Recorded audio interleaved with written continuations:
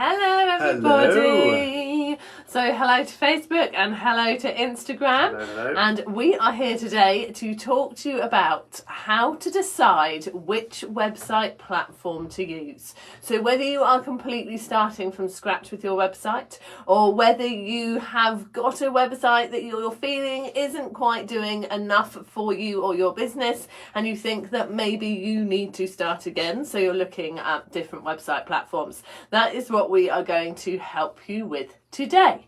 So before we get started, just in case you don't know us, I am Jude and this is Chris. And together we are Ready Steady Websites. So if you're watching live, please do say hello. Hello Yellow Tuxedo. I can see that you Hello. are watching on Instagram. Lovely to see you here. I don't know why I'm more posh today. I don't know, Chris has gone posh. I have got COVID.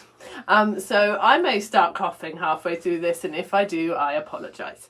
So let's get started. If you have got questions, if you're watching live, please do ask any questions. And if you are watching on replay and you want to ask a question, please just do the hashtag replay in the comments and we will keep an eye and come back and answer them for you. And we've got a face palm from Yellow Tuxedo there. I assume that's at the COVID, not at Chris being posh.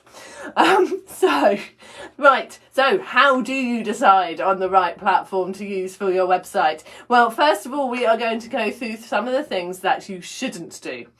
First thing that you should not do is don't just go and ask on social media. You see so many people putting that post out. They put a post out there saying, I'm going to be creating a website and I just wondered what you use for yours.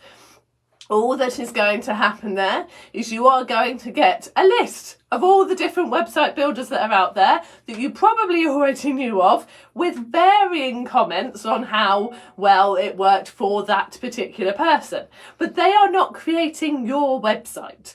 So what they experience won't necessarily be what you experience. Also, you will get lots of people jumping in saying, I can build your website for you, which you may or may not want. So if you do want to go out on social media just to get some idea, do it when you're a bit further down the line. Perhaps do it when perhaps you've got two choices of platform you might want to use and you specifically want to know what people's experience of their support service was like. If you're trying to make that final decision, then that might be a bit more useful if you ask specific questions, but just doing the generic, what did you use for your website, is not going to be particularly helpful for you. And the second one is don't use a free or cheap version of a platform, because it's probably not going to give you what you want in terms of a professional looking website. And also, I'm not sure if we've got this later, but don't just get a friend, in inverted commas, to go off and do it for you on the cheap, because it won't work for you. You need to use something that's you're going to have to pay for and that's going to be professional and doesn't have banners at the top advertising that it's free, doesn't kind of run really slowly, doesn't have limitations on what you can actually achieve with it.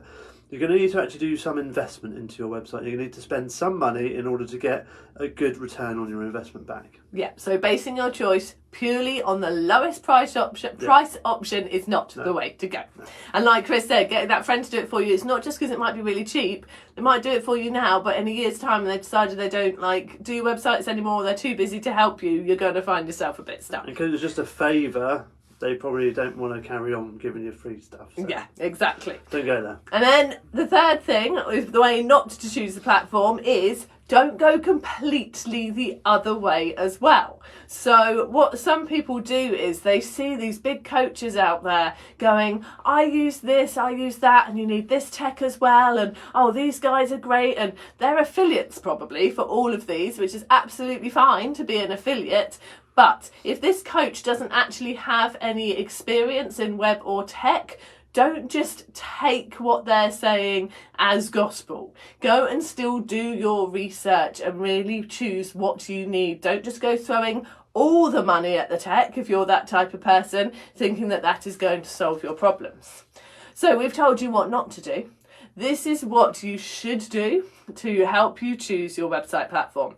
You need to create a website shopping list. And by that we mean you need to write down all of the design features that you need or want on your website, and all of the functionality that you know you're going to need and want on your website. Really think about what it is you need your website to do for you. Like, are you going to want to take calendar bookings to it? Are you going to want an online shop on it? Is it really important to you that you have a blog?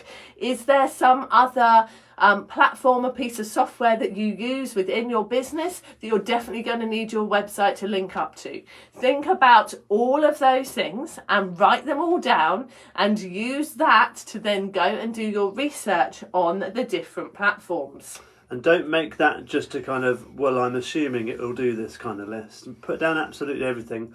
Even things like, can I style this for a tablet device? Because a lot of page builders only let you do mobile and desktop. So make sure you write down everything as obvious as it can be. The more you got on there, the better. It's easier than to check those off when you look at the features. Yeah, and when you go and do your research of the platforms, like Chris says, don't assume that platforms are going to do things. Actually go and really check that they do them. If you're unsure, like pop in a question or an email to the people who run the platform to ask. And also, use the opportunities that are there. If they're offering a free trial for a month, go and have a free trial. Go and test it out. If they don't offer a free trial, but perhaps they offer a demo, go and have a look at the demo. Or if you can book in a demo call, go and book in the demo call. Actually do as much research as you possibly can. If you're doing the free trials, obviously, put it in your diary a few days before the free trial ends so that you can cancel it, so you don't get charged. But really make the most of those opportunities. Then also look at the support and the tutorials that you get around it as well. So a lot of, and this is where it's kind of handy when you get a sort of bit further on, you're asking for help on social media, to find out what the support levels are like, because you'll get varying levels of support across different things. So just make sure the support's there and that actually you're going to be looked after and taken through what you need to be taken through. Have a look, if you can, at some of the support documentation before you join up to these platforms to see how it works, if it's text-based, if it's video-based, because that also might have an impact on how you learn. Because if you like learning off the text-based tutorials, but all of their stuff's video, then you know that's probably not going to be the right platform for you. As good as the features may be, you're going to find a hard time with the learning curve side of it. So yeah, make sure that it's got good support, good tutorials and good support documentation. And be really honest with yourself as well about your abilities and your skills and your patience levels around tech related things. And if you're thinking like you might go with a platform because it looks quite good, but actually you see that they don't offer that much support, or they offer support but it's very specific on certain things, and perhaps it's not the one for you. Perhaps you need somebody who's going to hold your hand a little bit more. So do be honest with yourself about that, because it's nothing more frustrating than sort of getting halfway through a project, you then have come to the limit of your expertise and there isn't someone to support you with it. So really do be honest about that. And then we've said don't go for the cheapest option and don't go for the most expensive option just because you can. Go for the right option. But once you are at the point where you've identified perhaps 2 or 3 platforms that would work for you, do have the right design and functionality that you need, then do a value comparison. Do look at the prices, and things to bear in mind are, how long are you going to be paying for that website platform for? Is it one where once you've created your website, you've paid for it in the first year, then the website's yours and the payments drop down, or you don't have to pay anymore, you just need to pay for hosting? Or is it a platform where you are paying the same price every month and year for the whole life of your website? So really consider that when you are looking at the prices. Don't just look at the monthly costs for each of them and go, oh, that one's cheapest, because actually if you've got to pay for that one forever, but you've got to pay for the other one just for a year, you might want to be considering that. Also, as part of your shopping list, hopefully you would have thought a little bit into the future as well. And one thing that you need to be really careful on some of the platforms is that the more you want, the more you pay. So just be careful of that as well when you're factoring the kind of price comparisons that actually it might be 50 quid a month in year 1, but then you want to add a shop in year 2 and it's 60 quid or 70 quid. So just keep an eye on those costs as your website and your business grows. Absolutely. And also you've got the headline monthly or annual amount for the platforms, but have a look and see whether the platform that you are considering charges an extra fee for every transaction. And if it does, have a look at the other platform and see if that also does the same. If it doesn't, then actually that could work out cheaper. So there are those hidden costs that you need to be aware of as well. If you are going to be taking payments online, your payment gateway will already take a transaction fee for each of them. So that's something like Stripe or PayPal. You don't really want to be doing that twice. So if the website platform's doing the same as well, then you need to pay attention to that. And just see if there are other fees, like Chris said, as you add on extra functionality along the way. So the way you need to create your website shopping list is to really plan what you need from your website. So do make sure you plan your website first before you create your shopping list. Don't just jump into choosing a platform and trying to make it all fit in afterwards. That isn't the way to do it. If anyone's been on any of our challenges before, you will have been through our website planning process. But we can support you with that. We are releasing the website handbook next month, which will take people through that process.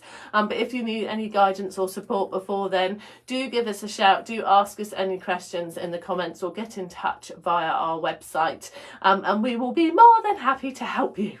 So we've got a couple of people watching live across Facebook and Instagram. So if you do have any questions now around choosing your website platform, please do ask. If you think of some later, just come and pop it in the comments and we will come back in and have a look. And if you're watching on replay, like we said at the start, do a hashtag replay, do pop your questions in and we will be more than happy to answer them for you. So I cannot see any questions coming in. We're getting some love on Instagram. Thank you very much. So have a lovely rest of the day and a lovely rest of your week, everybody. And we will be back again at 1:30 next Monday with some more fantastic website tips. So we will see you then. Take care, everybody. Cheers, bye.